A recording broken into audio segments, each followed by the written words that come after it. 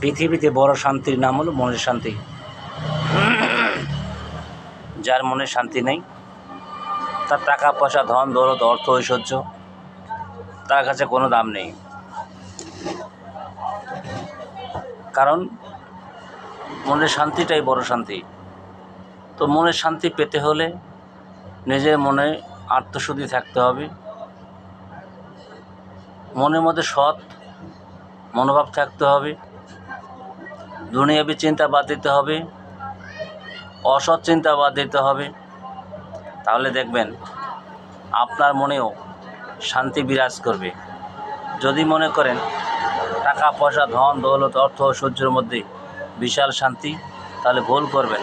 কারণ টাকা পয়সা, অর্থ ঐশ্বর্য এর মধ্যে তেমন কোনো শান্তি নেই। শান্তি পেতে হলে আগে মনের শুদ্ধতা, নিজের শুদ্ধ মন হতে হবে, সৎ মনোভাব থাকতে হবে। এক কথায় নিজের মনের ভিতরে আত্মশুদ্ধি থাকতে হবে। আমার আত্মশুদ্ধি যদি থাকে তবে আমার মনে শান্তি আসবে। যদি আমার মনের মধ্যেই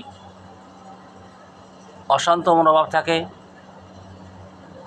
দুশ্চিন্তা থাকে,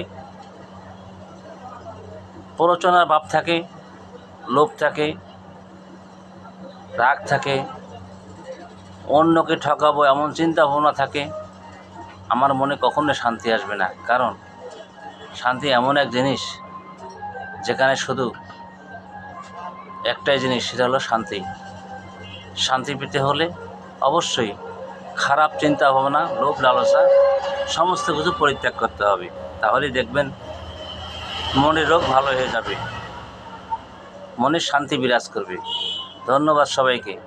সবাই ভালো থাকবেন, সুস্থ থাকবেন, সবাই মানবতার কল্যাণে কাজ করবেন। ধন্যবাদ। আসসালামু আলাইকুম।